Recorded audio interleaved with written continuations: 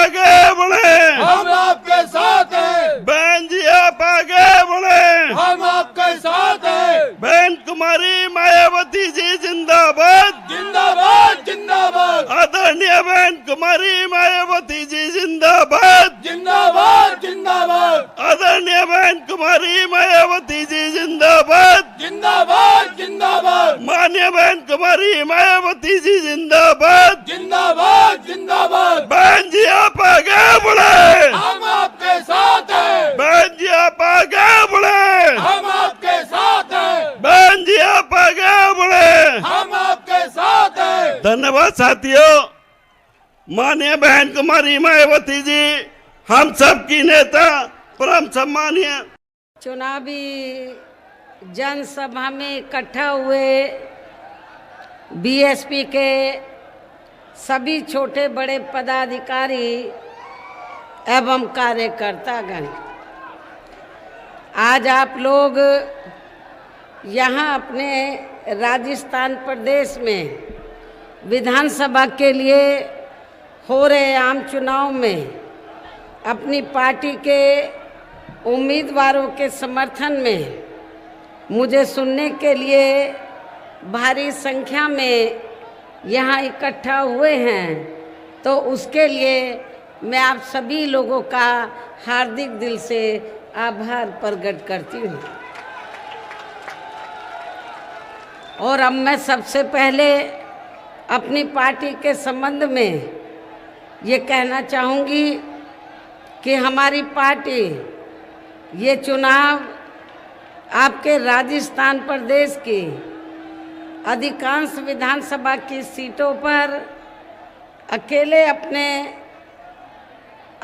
अपने बलबूते पर पूरी तैयारी व दमदारी के साथ लड़ रही है।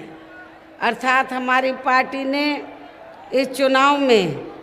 या किसी भी पार्टी के साथ किसी भी प्रकार का कोई भी चुनावी समझौता आदि नहीं किया है। इसके साथ ही हमने बीएसपी से जुड़ने की तादाद को ध्यान में रखकर फिर उसी अनुपात में ही यहाँ सर्व समाज के लोगों को टिकट भी दिए हैं। लेकिन अब मैं इस हो रहे विधानसभा चुनाव में आप लोगों का ध्यान अपनी पार्टी बीएसपी को कामयाब बनाने के लिए कुछ ज़रूरी बातों की तरफ दिलाना चाहती हूँ। और इस संबंध में सबसे पहले मैं आप लोगों को ये कहना चाहूँगी कि अपने देश को आज़ाद हुए व भारतीय संविधान को भी लागू हुए अब वर्षों बीत चुके हैं, और इस लंबी अवधि में केंद्र व आपके प्रदेश में भी यहाँ विभिन्न विरोधी पार्टियों की सरकारें रही हैं। लेकिन दुख की बात यह है कि इस दौरान यहाँ सभी विरोधी पार्टियों की रही सरकारों में आपके प्रदेश सहित पूरे देश में भी सर्व समाज में से विशेषकर दलितों, आदिवासियों, पिछड़े वर्गों, मुस्लिम व अन्य धार्मिक अल्पसंख्यकों के साथ साथ गरीबों, मजदूरों, किसानों, छोटे व्यापारियों एवं अन्य मेहनतकश लोगों का भी पूर्ण रूप से विकास व उत्थान आदि नहीं हो सका है। जिनकी सरकारों की नीतियों व कार्यशैली को अब इन्हें और ज़्यादा आजमाने की ज़रूरत नहीं है। और इस मामले में खासकर मैं दलितों, आदिवासियों व अन्य पिछड़े वर्गों के लोगों को ये भी बताना ज़रूरी समझती हूँ कि इन्हें परम पूज्य बाबा साहब डॉक्टर भीमराव अंबेडकर के कड़े संघर्ष एवं अथक प्रयासों से भारतीय संविधान के तहत मिले कानूनी अधिकारों में से खासकर सरकारी नौकरियों में जो आरक्षण की सुविधा मिली है, तो उसे भी यहाँ शुरू से ही इन वर्गों के प्रति हीन व जातिवादी मानसिकता रखने वाली सभी विरोधी पार्टियों की रही सरकारें प्रभावहीन बनाने में तथा इसे अब धीरे धीरे खत्म करने की भी पूरी कोशिश में लगी हुई है। यही मुख्य वजह है कि देश में आज़ादी के बाद व शुरू में केंद्र व अधिकांश राज्यों में भी काफ़ी लंबे समय तक सत्ता में आसीन रही कांग्रेस पार्टी ने, और अब पिछले कुछ वर्षों से केंद्र एवं काफ़ी राज्यों में भी बीजेपी व अन्य विरोधी पार्टियों की भी रही सरकारों ने इनका यह आरक्षण का कोटा अभी तक भी पूरा नहीं किया है। पदोन्नति में आरक्षण को तो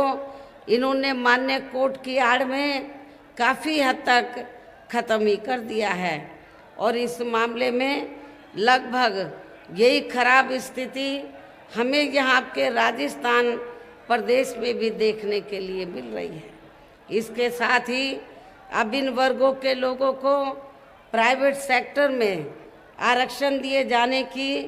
व्यवस्था किए बिना ही केंद्र व राज्यों में भी ज़्यादातर सरकारी कार्य यहाँ प्राइवेट सेक्टर के जरिए देश के अधिकांश बड़े बड़े पूंजीपतियों व धन्ना सेठों को ही दिए जा रहे हैं, जिसके कारण अब पूरे देश में इन वर्गों के लोगों को आरक्षण का बहुत कम ही लाभ मिल पा रहा है, और इससे अब पूरे देश में दलितों व आदिवासियों के साथ साथ अन्य पिछड़े वर्गों को भी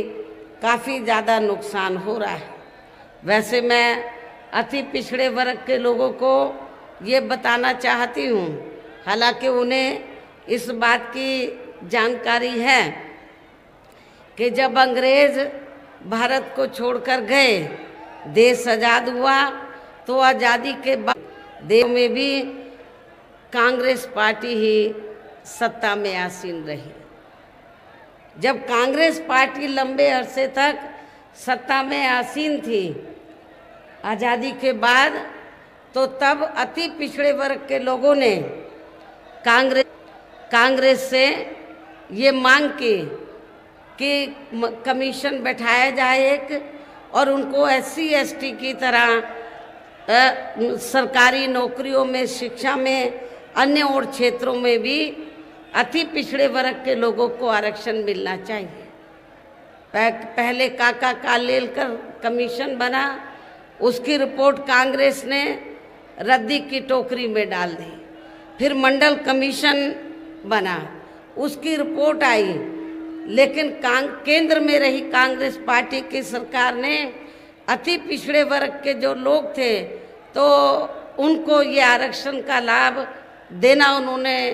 बेहतर नहीं समझा, और मंडल कमीशन की रिपोर्ट को लागू नहीं किया। तो तब हमारी पार्टी बनी थी, तो हमारी पार्टी ने पूरे देश भर में कांग्रेस पार्टी के खिलाफ अति पिछड़े वर्ग के लोगों को आरक्षण दिलाने के लिए, मंडल कमीशन की रिपोर्ट को लागू करवाने के लिए पूरे देश भर में आंदोलन किया, धरना प्रदर्शन किया। लेकिन कांग्रेस पार्टी जो आज अति पिछड़े वर्ग के लोगों को, खासकर अति पिछड़े वर्ग के लोगों को जो ये कह रही है, उनके नेता ये कह रहे हैं कि हम जातीय जनगणना चाहते हैं, तो ताकि अति पिछड़े वर्ग के लोगों को उनको उचित लाभ मिले उनके आबादी के हिसाब से। लेकिन मैं कांग्रेस के नेताओं से ये पूछना चाहती हूँ कि जब मंडल कमीशन की रिपोर्ट लागू कराने की बात आई तो आपने इसको लागू नहीं किया। तो इनके दो चेहरे हैं, अति पिछड़े वर्ग के लोगों के वोटों को लेने के लिए आज ये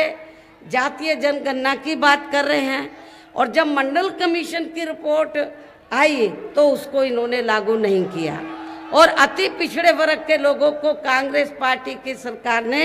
आरक्षण का लाभ नहीं दिया। जबकि अन्य पिछड़े वर्गों के लोगों को ये भी मालूम होना चाहिए,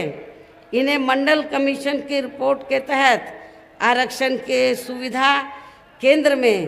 कांग्रेस पार्टी की रही सरकार में नहीं मिली है, बल्कि बीएसपी के कड़े संघर्ष एवं अथक प्रयासों से ही केंद्र में रही श्री बीपी सिंह की सरकार में इन्हें ये आरक्षण की सुविधा मिली है। जिसका अब यहाँ जातिवादी विरोधी पार्टियों की सरकारें इन्हें पूरा लाभ नहीं दे पा रही हैं। इसके साथ ही श्री बीपी सिंह की सरकार में इन वर्गों के मसीहा परम पूज्य बाबा साहब डॉक्टर भीमराव अंबेडकर को भी यहाँ भारत रत्न की उपाधि से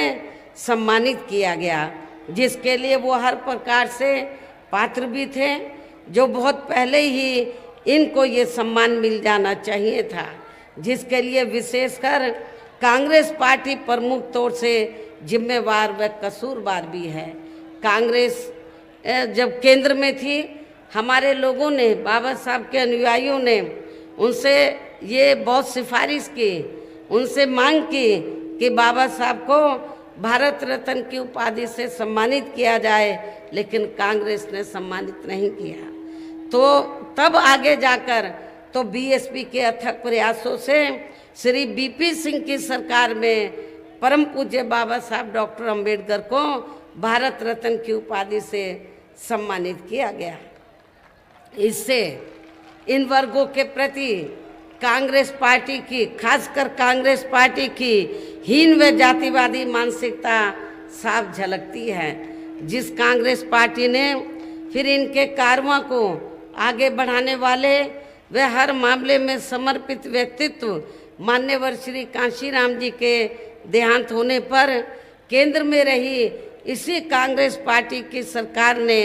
इनके आदर सम्मान में एक दिन का भी राष्ट्रीय शोक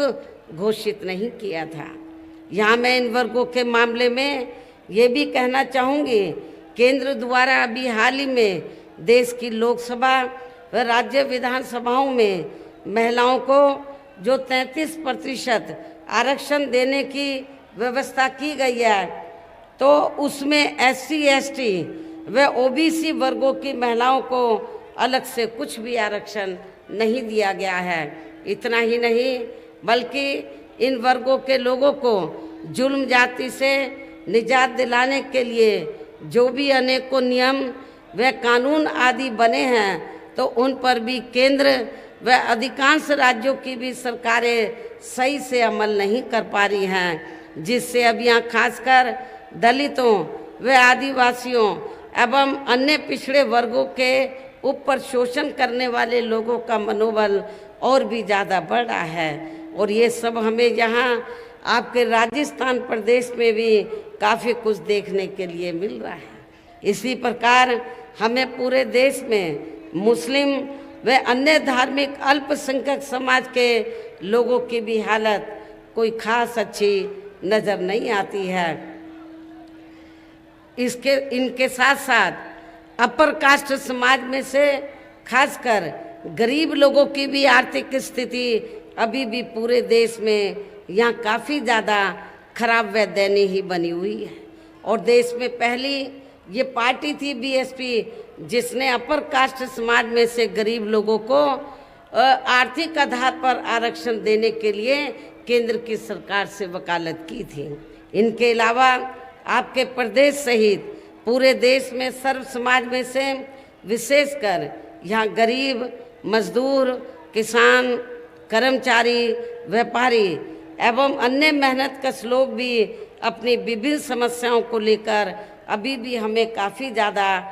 दुखी ही नज़र आ रहे हैं। और इनमें से किसान वर्ग तो केंद्र की वर्तमान भाजपा सरकार द्वारा बनाई गई उनकी गलत नीतियों के कारण काफ़ी ज़्यादा परेशान व आंदोलित भी रहा है। लेकिन इन सब की मुख्य वजह हमारी पार्टी केंद्र व आपके राजस्थान प्रदेश में भी यहाँ अब तक की रही सभी विरोधी पार्टियों की सरकारों की जातिवादी, पूंजीवादी व संकीर्ण मानसिकता के तहत बनाई गई उनकी गलत नीतियों एवं गलत कार्य प्रणाली को ही काफ़ी हद तक जिम्मेवार मानकर चलती है। और इस मामले में खासकर इनकी गलत आर्थिक नीतियों की वजह से ही आए दिन यहाँ पूरे देश में गरीबी, बेरोजगारी व महंगाई आदि भी काफ़ी ज़्यादा बढ़ रही है। हालांकि इस मामले में शुरू से ही हमारी पार्टी केंद्र व राज्य सरकारों से भी हर स्तर पर ऐसी नीति अपनाने की लगातार ये मांग करती आ रही है कि देश में कुछ गिने चुने पूंजीपतियों व धन्ना सेठों का विकास होने की बजाय बल्कि यहाँ गरीब व आम लोगों का ही विकास होना चाहिए। तभी फिर सही मायने में यहाँ की आम जनता अपनी गरीबी, बेरोजगारी, महंगाई व अन्य और भी समस्याओं से काफ़ी हद तक निजात पा सकती है। इसके साथ साथ अब अपने देश में भ्रष्टाचार भी हर स्तर पर काफ़ी ज़्यादा बढ़ा है, जिससे आपका खुद का अपना राजस्थान प्रदेश भी अछूता नहीं रहा है। आप लोगों को मालूम है कि यहाँ किस्म किस्म की आए दिन डायरी की चर्चा होती रहती है। अब कौन इसमें बेईमान है, कौन नहीं है, ये तो जांच का विषय है। और इन सब के लिए हमारी पार्टी आज़ादी के बाद से लेकर अभी तक केंद्र व देश के अधिकांश राज्यों में तथा आपके खुद के अपने राजस्थान प्रदेश में भी ज़्यादातर सत्ता यहाँ गलत पार्टियों में से खासकर कांग्रेस, बीजेपी व इनकी सहयोगी पार्टियों के हाथों में ही आने को मानकर चलती है। और इन सभी विरोधी पार्टियों को हमारी पार्टी इसलिए भी जिम्मेवार मानकर चलती है क्योंकि आज़ादी के बाद से लेकर अभी तक लगभग ये सभी विरोधी पार्टियां केंद्र व देश के अधिकांश राज्यों में भी ज़्यादातर यहाँ बड़े बड़े पूंजीपतियों व धन्ना सेठों की ही आर्थिक मदद से सत्ता में आती रही हैं। और सत्ता में आ जाने के बाद फिर ये पार्टियां अधिकतर मामलों में अपनी आर्थिक व अन्य सभी नीतियां यहाँ आम जनता की समस्याओं को दूर करने के हिसाब से तैयार नहीं करती हैं, बल्कि देश के उन बड़े बड़े पूंजीपतियों व धन्ना सेठों को ही फायदा पहुंचाने के हिसाब से अपनी अधिकांश नीतियां तैयार करती हैं, जिनके धन व बल से चुनाव लड़कर ज़्यादातर ये पार्टियां केंद्र व आपके राज्य सहित देश के अन्य राज्यों में भी अभी तक यह सत्ता में आती रही हैं, जिसके कारण ही अब पूरे देश में व आपके खुद के अपने प्रदेश में भी अभी भी हमें यहाँ सर्व समाज के लोग अधिकांश मामलों में अपनी विभिन्न समस्याओं को लेकर काफ़ी ज़्यादा दुखी व परेशान ही नज़र आते हैं। जबकि पूरे देश में बीएसपी की ही अकेली एक ऐसी पार्टी है जो विरोधी पार्टियों की तरह देश के बड़े बड़े पूंजीपतियों व धन्ना सेठों की आर्थिक मदद से नहीं बल्कि अपनी पार्टी के ही आम कार्यकर्ताओं की आर्थिक मदद से चुनाव लड़कर यहाँ केंद्र व राज्यों की सत्ता में आना चाहती है, ताकि हमारी पार्टी सत्ता में आने के बाद फिर बिना किसी दबाव के वे आज़ाद होकर सर्व समाज के लोगों की सभी समस्याओं का समाधान करके के लोगों के ऊपर किसी भी प्रकार की कोई भी जुल्म जाति आदि नहीं होने दी है, बल्कि हमारी पार्टी की रही सरकार ने वहाँ जुल्म जाति करने वाले लोगों को बिना कोई देरी किए हुए उन्हें तुरंत ही जेल की सलाखों के अंदर भेजा है, जहाँ हमारी सरकार में उनकी सही व असली जगह होती है, जिसके यहाँ आपके प्रदेश में भी काफ़ी सख्त ज़रूरत है। इतना ही नहीं बल्कि हमारी पार्टी के रही सरकार ने वहाँ अपने देश में दलित एवं अन्य पिछड़े वर्गों में समय समय पर जन्मे हमारे महान संतों, गुरुओं व महापुरुषों में भी खासकर महात्मा ज्योतिराव फूले, छत्रपति शाहू जी महाराज, श्री नारायण गुरु, बाबा साहब डॉक्टर भीमराव अंबेडकर एवं मान्यवर श्री कांशीराम जी आदि को भी विभिन्न रूपों में पहली बार वह पूरा आदर सम्मान दिया है, जिन्हें विरोधी पार्टियों के लोग अभी तक भी आसानी से पचा नहीं पा रहे हैं। इस प्रकार से उत्तर प्रदेश में हमारी पार्टी ने अपने सभी चारों रहे शासनकाल के दौरान वहाँ हर मामले में व हर स्तर पर सर्व समाज के लोगों को काफ़ी बेहतरीन सरकार दी है। और यदि आप लोग भी यहाँ अपने राजस्थान प्रदेश में आम जनहित के वह खाने को हथकंडों से भी जरूर सावधान रहना है। और इस मामले में खासकर कांग्रेस व अन्य विरोधी पार्टियां सोशल मीडिया आदि के जरिए मेरी आवाज़ में काट छांट करके तथा उनकी फर्जी वीडियो आदि बना के व उन्हें जारी करके अपने पक्ष में हवा बनाने का जो घिनौना प्रयास करती हैं या कर रही हैं, तो उनसे भी अपनी पार्टी के लोगों को कतई भी गुमराह नहीं होना है, बल्कि इससे उनकी हताशा व हार होनी निश्चित हमें नज़र आती है। इतना ही नहीं बल्कि आप लोगों को विरोधी पार्टियों के जारी किए गए उनके हवाई व प्रलोभन भरे चुनावी घोषणा पत्रों आदि के बहकावे में तो कतई भी नहीं आना है, जिन्हें ये पार्टियां सत्ता में आने के बाद अधिकांश अमल में नहीं लाती हैं, जिस पर से अब जनता का काफ़ी हद तक विश्वास ही उठ गया है। इसलिए हमारी पार्टी किसी भी चुनाव में अपना कोई भी चुनावी घोषणा पत्र आदि जारी नहीं करती है। वैसे भी हमारी पार्टी कहने में बहुत कम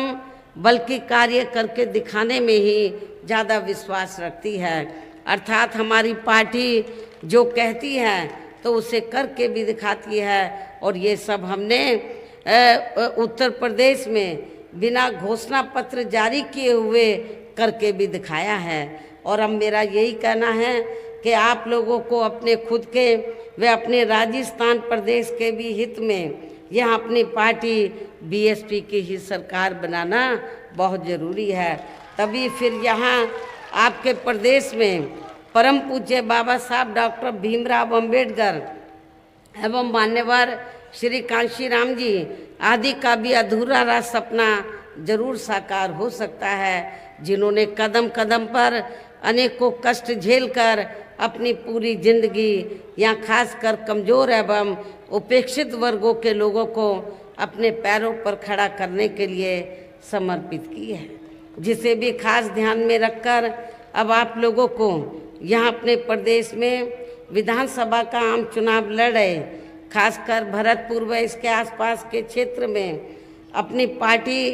के जो उम्मीदवार चुनाव लड़ रहे हैं, तो उन्हें आप लोगों को बीएसपी के हाथी चुनाव चिन्ह के सामने वाले बटन को दबाकर जरूर जिताना है। उन्हें भारी वोटों के अंतर से जरूर जिताना है।